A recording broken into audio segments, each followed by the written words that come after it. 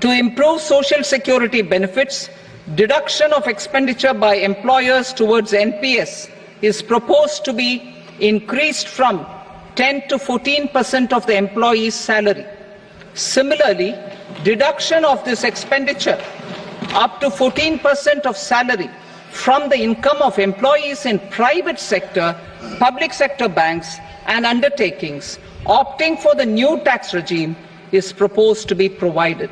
जी हाँ पेंशन धारकों, आप सभी ने बिल्कुल ही सही सुना। वित्त मंत्री निर्मला सीतारमण बजट 2024-25 यहाँ पर संसद के अंदर पेश कर चुकी है। संसद के पटल के अंदर दोस्तों यहाँ पर वित्त मंत्री निर्मला सीतारमण ने वित्तीय वर्ष 2024-25 का बजट पेश किया, जिसमें दोस्तों नेशनल पेंशन सिस्टम को लेकर आप सभी के लिए बड़ा अपडेट निकल कर आया है। तो दोस्तों आखिरकार पेंशन योजना को लेकर बजट के अंदर क्या सौगात दी गई है, इसके बारे में दोस्तों बात करेंगे। वित्त मंत्री ने यहाँ पर आर्थिक सर्वेक्षण पेश कर दिया है। महंगाई से लेकर दोस्तों आप सभी के लिए पेंशन से जुड़ी आज की ताजी बड़ी खबरों को इस वीडियो के अंदर जानेंगे।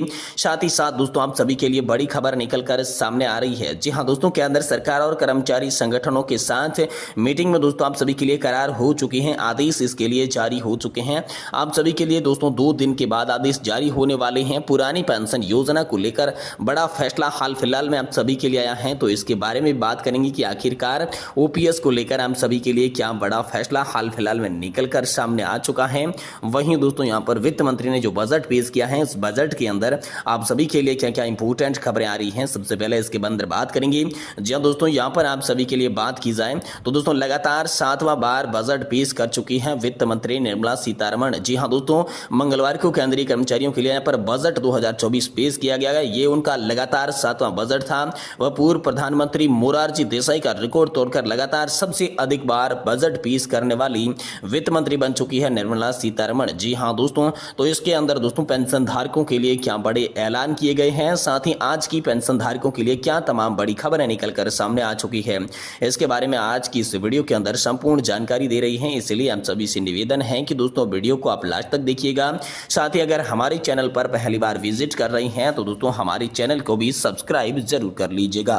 तो सबसे पहले बात करते हैं बजट के अंदर दोस्तों क्या आपको उम्मीद थी और आखिरकार बजट के अंदर क्या क्या आप सभी की जो उम्मीदें हैं वो कायम रही हैं, उम्मीदों पर दोस्तों खरे उतरे हैं। तो सबसे पहले बात करें तो यहाँ पर बजट 2024-25 से ईपीएस 95 पेंशन धारकों को काफी बड़ी उम्मीद थी कि उनकी EPS pension 7,500 plus dearness allowance के साथ साथ फ्री मेडिकल सुविधा के साथ उनका हायर पेंशन का जो मसला था वो इस बजट के अंदर वित्त मंत्री निर्मला सीतारमण सॉल्व करने वाली है। लेकिन दोस्तों बजट भाषण में आप सभी के लिए ईपीएस 95 पेंशन धारकों का कहीं पर भी जिक्र नहीं किया गया। 7,500 प्लस डीए के साथ पेंशन की बात तो अलग, लेकिन ईपीएस पेंशन धारकों का जिक्र तक दोस्तों बजट 2024-25 के अंदर वित्त मंत्री निर्मला सीतारमण ने नहीं किया है। तो इसी को लेकर यहाँ पर ईपीएस पेंशन धारकों ने जो है आक्रोश दिखाना भी शुरू कर दिया है कि आखिरकार ईपीएस जो वृद्ध पेंशन धारक है वो भी देश का हिस्सा है, देश को बनाने में उनका भी महत्वपूर्ण योगदान है। तो आखिरकार उनके प्रति सहानुभूति ये सरकार क्यों नहीं दिखा रही है, इसको लेकर बात की गई। साथ ही साथ दोस्तों आप सभी के लिए एनपीएस और ओपीएस को लेकर बड़ी खबर आ रही है। जी हां दोस्तों, लगातार सरकारी जो कर्मचारी थे वो पुरानी पेंशन योजना की बहाली की मांग कर रही थी। तो दोस्तों यहाँ पर एनपीएस और ओपीएस को लेकर बजट के अंदर आप सभी के लिए बहुत ही बड़े निर्णय सामने आए हैं। जी हां दोस्तों, यहाँ पर आप सभी के लिए सबसे पहले बात करें तो माता पिता और अभिभावकों द्वारा आवश्यक बच्चों के लिए अंशदान हेतु एनपीएस तो वात्सल्य योजना शुरू की जाएगी। और यहाँ पर जो है आवश्यकता की आयु होने पर इस योजना के सहज रूप से एक सामान्य एनपीएस खाते में बदला जाएगा। यानी कि अब दोस्तों बच्चों को भी एनपीएस वात्सल्य योजना के तहत पेंशन देने के लिए नई योजना इस बजट के अंदर लाई जाएगी, जो कि 107वां टॉपिक था इस बजट का। एनपीएस वात्सल्य योजना आप सभी के लिए लाई गई है। वित्त मंत्री ने लोकसभा, राज्यसभा और साथ ही संसद के पटल पर दोस्तों बजट रखते टाइम ने ये दोस्तों बड़ी घोषणा की है कि एनपीएस वात्सल्य योजना का फायदा अब देश के यहाँ पर जो है बुजुर्गों के पहले यहाँ पर जो है बच्चों को मिलने जा रहा है। वहीं दोस्तों नई पेंशन योजना को लेकर बड़ी खबर आई है। एनपीएस की समीक्षा के लिए गठित समिति ने अपने काम में पर्याप्त प्रगति की है। वित्त मंत्री निर्मला सीतारमण ने कहा कि मुझे खुशी है कि केंद्रीय सरकारी कर्मचारियों के लिए संयुक्त परामर्शदायी मशीनरी की राष्ट्रीय परिषद के कर्मचारी पक्ष ने रचनात्मक दृष्टिकोण अपनाया है। एक ऐसा समाधान निकाला जाएगा जिससे प्रासंगिक मुद्दों का समाधान होगा, साथ ही आम जनता के हितों की सुरक्षा के लिए राजकोषीय दूरदर्शिता भी बनाई जाएगी। यानी कि दोस्तों आप सभी के लिए नेशनल पेंशन पेंशन सिस्टम में संशोधन को लेकर बजट के अंदर दोस्तों बड़ा प्रावधान रखा गया है। जी हां दोस्तों, लगातार मांग कर रहे थे कि पेंशन बहुत कम मिल रही है, इसे बढ़ाना चाहिए। कुछ कर्मचारी संगठन सिर्फ ओपीएस की बहाली की मांग कर रहे थे, लेकिन यहां पर आप सभी के लिए एनपीएस को लेकर बड़ी खबर आई है कि एनपीएस के अंदर संशोधन होगा और पेंशन धारकों की पेंशन के अंदर राहत मिलने वाली है। ये बड़ी खबर हाल फिलहाल वे आप सभी के लिए निकल कर सामने आई है। वहीं दोस्तों अगली बड़ी खबर की बात करें तो दोस्तों ओपीएस को लेकर बड़ी खबर है। केंद्र सरकार और कर्मचारी संगठनों के साथ मीटिंग में हुआ करार। यहां पर पुरानी पेंशन बहाली पर बड़ा निर्णय, 2 दिन बाद इसके लिए आदेश जारी होने वाली है। जी हां दोस्तों, केंद्र सरकार के कर्मचारियों ने पुरानी पेंशन बहाली की मांग में यहां पर लचीलापन दिखाया है। 50% गारंटी पेंशन पर सहमति व्यक्त कर दी है। हालांकि न्यूनतम पेंशन और अंशदान जैसे मुद्दों पर चर्चा जारी है। सरकार की समिति जल्द ही रिपोर्ट इसके लिए प्रस्तुत करेगी। भारत में सरकारी कर्मचारियों के लिए पुरानी पेंशन योजना की बहाली को लेकर एक नया मोड़ आ गया है। हाल ही में एनपीएस में सुधार के लिए टीवी सोमनाथन की अध्यक्षता में गठित कमेटी की रिपोर्ट की समीक्षा से पहले केंद्र सरकार ने कर्मचारी संगठनों के साथ एक महत्वपूर्ण बैठक आयोजित की गई। इस बैठक के दौरान पुरानी पेंशन की मांगकारी संगठनों ने स्पष्ट कर दिया कि वे ओपीएस की हूबहू बहाली की बजाय एक समर्पित और प्रभावी पेंशन व्यवस्था पर सहमत हैं, भले ही ओपीएस के समान ना हो। तो दोस्तों मौजूद स्थिति और प्रस्ताव की बात करें तो कर्मचारी संगठनों ने अंतिम बेसिक वेतन का 50% गारंटीकृत पेंशन की मांग की है। इसी के साथ न्यूनतम पेंशन, फैमिली पेंशन की सुरक्षा भी इच्छा जताई है। केंद्र सरकार के इस प्रस्ताव पर सहमति दी गई है। एक अलग कोष की स्थापना का आश्वासन दिया है। हालांकि यह स्पष्ट कर दिया गया है कि कर्मचारियों को 10% अंशदान देना होगा। पीएफआरडीए एक्ट 2014 जो है वो पहले की तरह लागू रहेगा। दोस्तों सरकार ने कर्मचारी संगठनों को मीडिया से कोई भी बयान देने से मना कर दिया है जब तक कि कमेटी अपनी अंतिम रिपोर्ट पेश नहीं करती।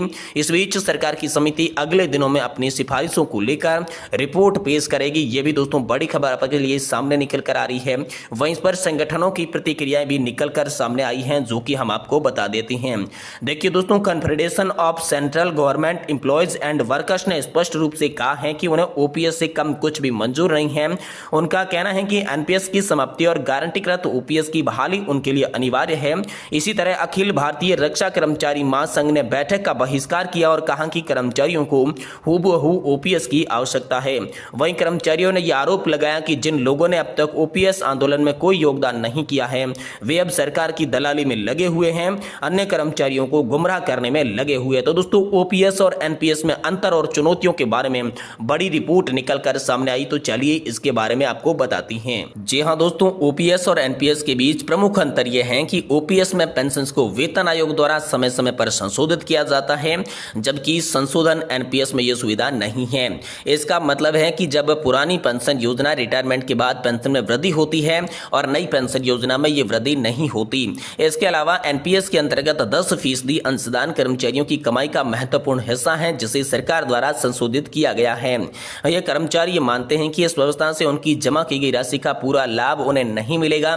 उदाहरण के लिए यदि कोई कर्मचारी 30 साल तक एनपीएस के तहत 6,000 रुपए प्रतिमाह अंशदान करता है तो उनकी कुल राशि 50 लाख रुपए से अधिक हो जाएगी, लेकिन वास्तविक पेंशन बहुत ही कम हो सकती है।